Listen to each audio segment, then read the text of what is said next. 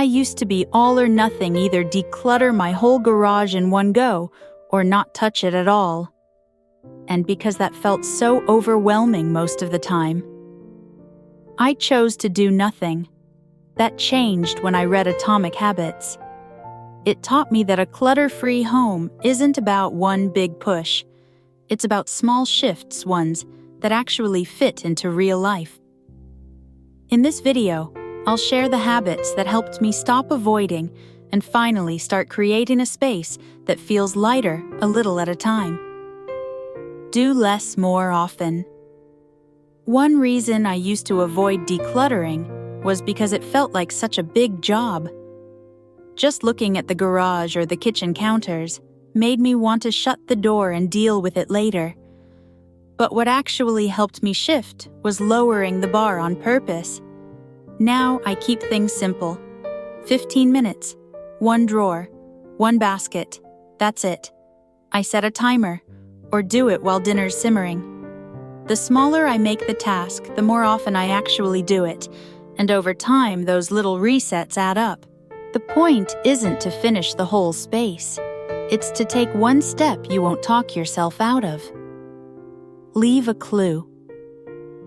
I used to say I'd declutter when I have time, but then I'd forget or push it off until it felt urgent again.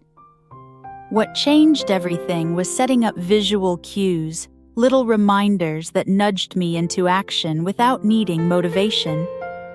Now, I leave a small box by the hallway and a basket near the bathroom. Anytime I come across something we don't use or need, I drop it in. It's not dramatic, but it keeps things moving, and I don't have to think about it every time. When something's right in front of you, you're far more likely to follow through even on your most tired days. The 2-minute rule. There's a moment when you spot something, a mug left out, a toy on the stairs, and your brain says, "I'll do it later." I used to listen to that voice all the time. But then the little things turned into big messes. Now if it takes less than 2 minutes, I just do it right then. Put the mug in the sink. Toss the junk mail. Hang the jacket. It's simple, but it stops clutter from stacking up. It's not about being on top of everything. It's about staying in motion in a way that doesn't feel like a chore. Break the slide. Some nights, I go to bed with the dishes still in the sink. That's life. But I've learned not to let it turn into a pattern. One off day is fine, even necessary. But I try not to let it be 2 in a row. Missing once is a pause. Missing twice becomes the new habit. So if I skip tidying one night, I reset the next morning. That small rule helps me stay steady even when the week gets messy. Habit stacking. What helped me stay consistent wasn't more willpower. It was pairing new habits with ones I was already doing. For example, while I wait for my coffee to brew, I unload the dishwasher. When I get home and take off my shoes, I put everything else I brought in back where it belongs.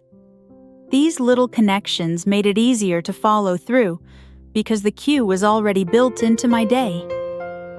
It feels less like starting something new and more like slightly extending what's already happening. Notice the calm. It's easy to forget how far you've come when the progress is slow.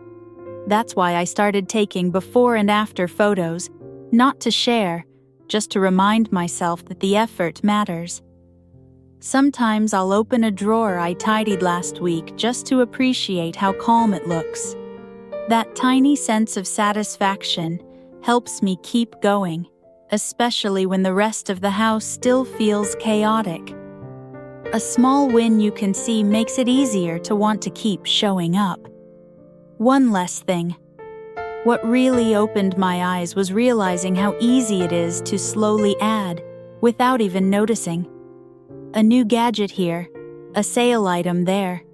It didn't feel like much, until my home felt full. Once I saw that pattern, I started shifting the other way. One thing out at a time. One less thing coming in. It wasn't dramatic, just consistent.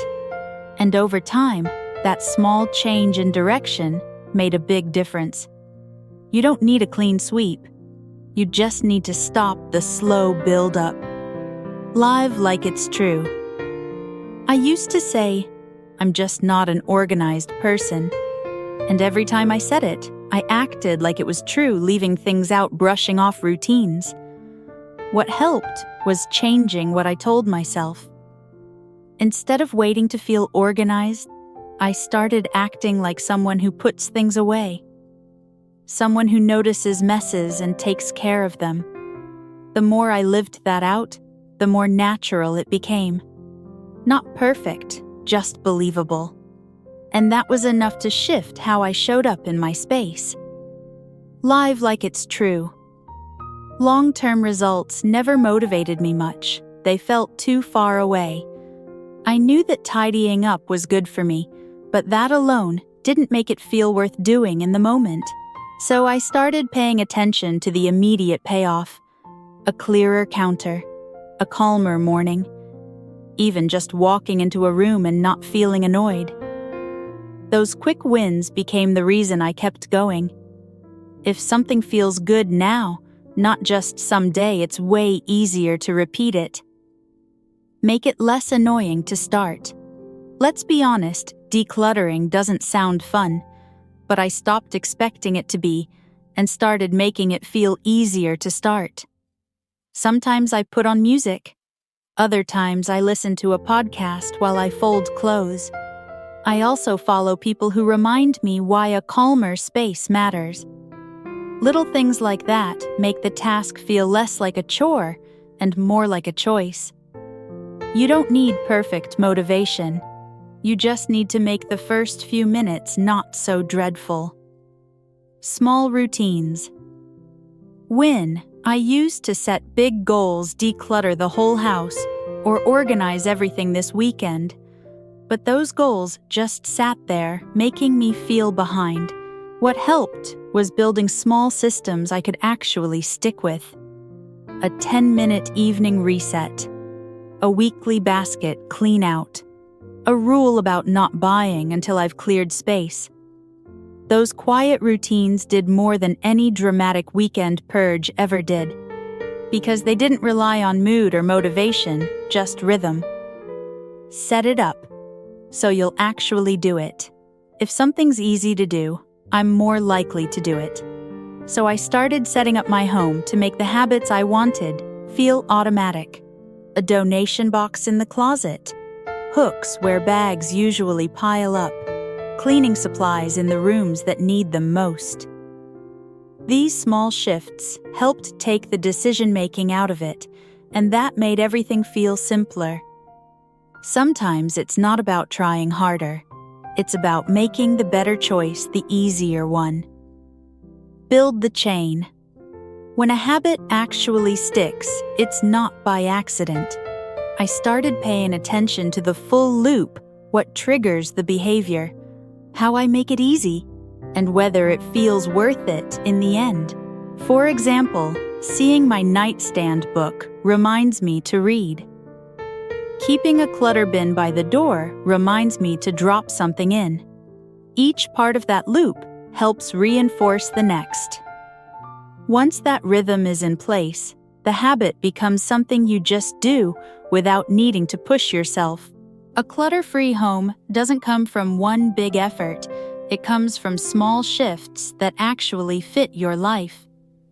Even one habit done consistently can ease that feeling of always playing catch-up. The space feels lighter. You're not starting over every weekend. If this video helped, feel free to like or subscribe. It quietly supports more content that makes life feel a little more doable.